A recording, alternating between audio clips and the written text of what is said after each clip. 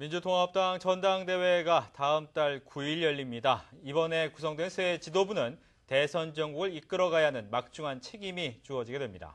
네, 오늘은 당대표 출마를 선언한 486 그룹의 대표 주자죠. 우상호 당선자 전화 연결해서 출마 각오 들어보겠습니다. 안녕하십니까? 네, 안녕하세요.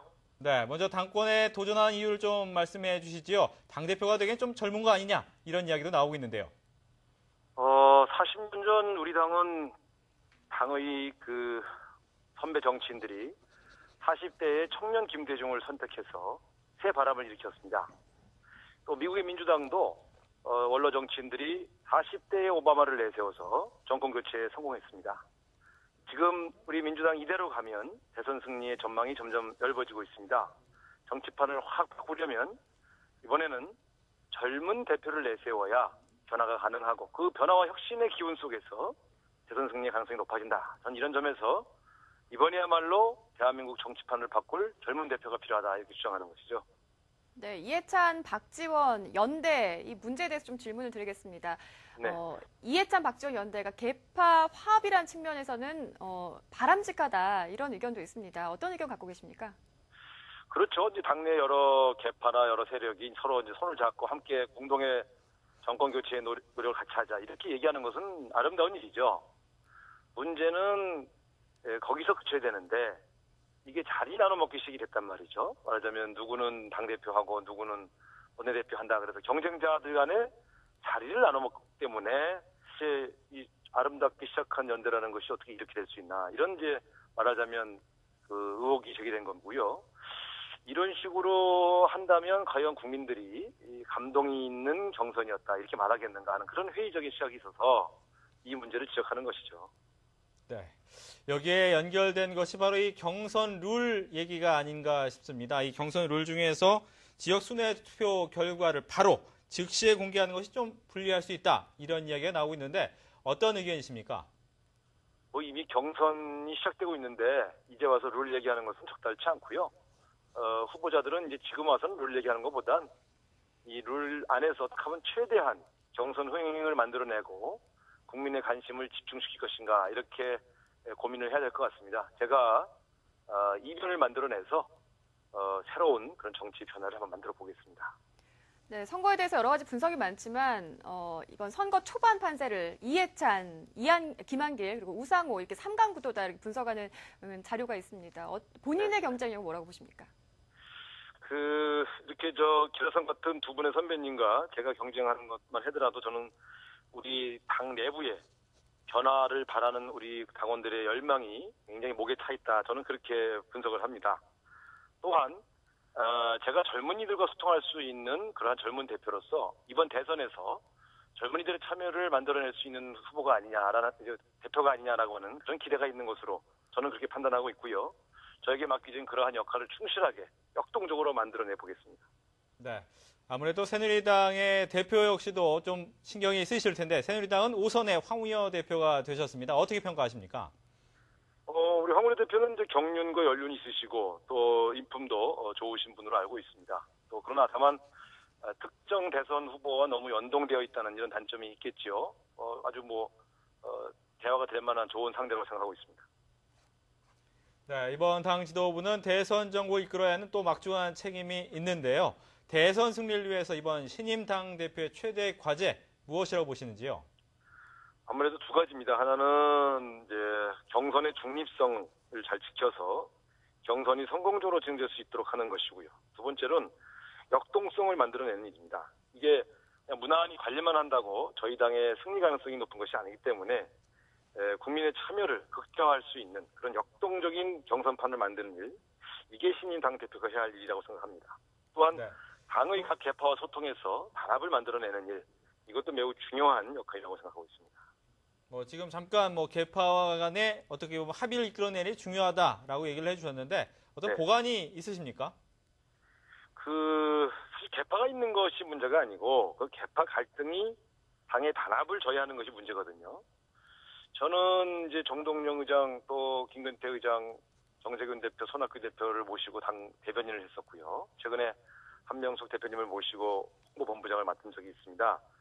각 계파와 두루 소통해서 서로 서로 오해 때문에 갈등하는 일이 없도록 조정하겠습니다. 그리고 두 번째는 아무래도 인사를 좀 골고루, 각 개파가 골고루 참여할 수 있도록 함으로써 특정 개파가 독식한다, 이런 긴장감을 만들지 않는 것이 매우 중요하다고 생각합니다.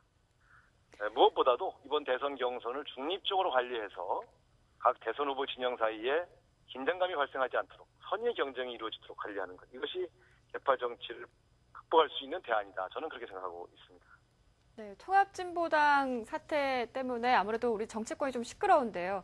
네. 민주당이 신경을 쓸 수밖에 없는 것 같습니다. 야권연대 회의론도 요즘 보면 나오고 있는 것 같은데요. 어떠십니까? 이번 대선에서 승리하려면 야권 후보가 난립하면 안 됩니다. 범야권 후보가 단일화되고, 그래서 1대1 구도를 만들었을 때 저는 승리 가능성이 있다, 이렇게 보고 있거든요.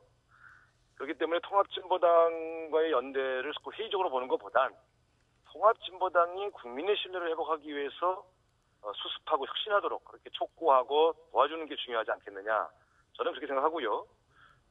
통합진보당이 야권연대 전선의 어두운 그림자가 기울어지지 않도록 조속히 수습하고 혁신할 것을 촉구하고 싶습니다.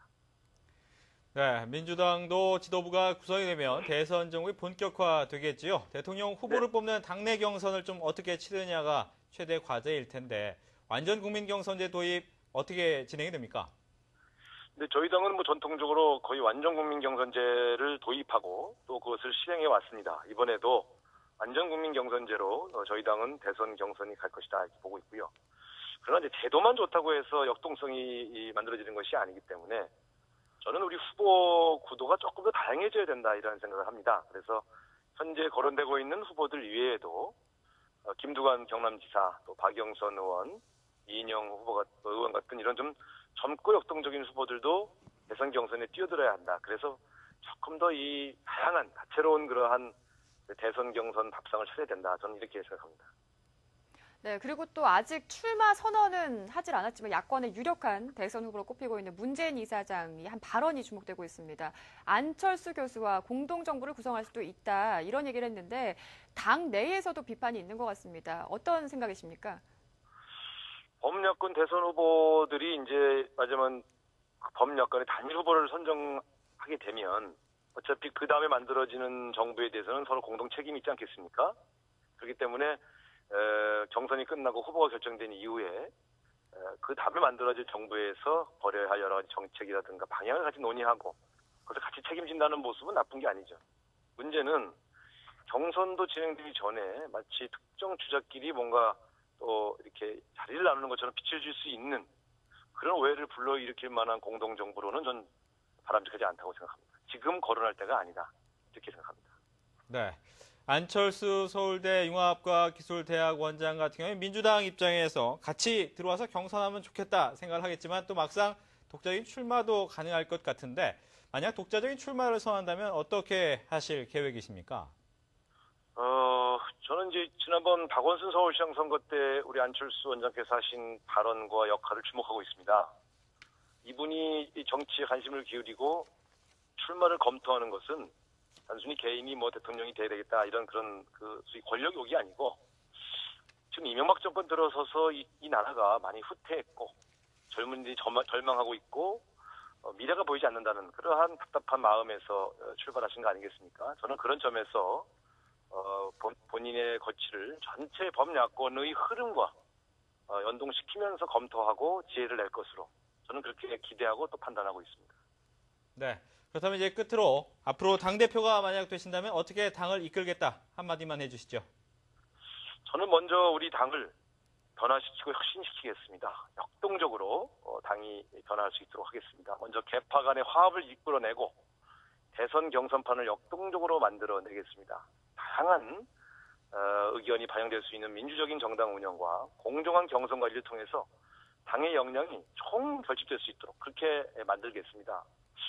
5년 전에 우리 정동영 후보가 더 이상 대선 후보가 됐었는데요. 이 정동영 후보를 지지했던 개파만 열심히 뛰고 나머지가 별로 돕지 않았던 그런 아픈 기억이 있습니다. 한 사람이라도 더 보태서 힘을 모아야 대선 승리가 가능합니다. 제가 당대표가 되면 우리 범야권의 총력 단결, 총력 승리를 위해서 최대한 노력을 다하겠습니다. 네. 지금까지 민주통합당 우상호 후보와 함께 이야기를 나눠봤습니다. 오늘 말씀 고맙습니다. 네, 고맙습니다.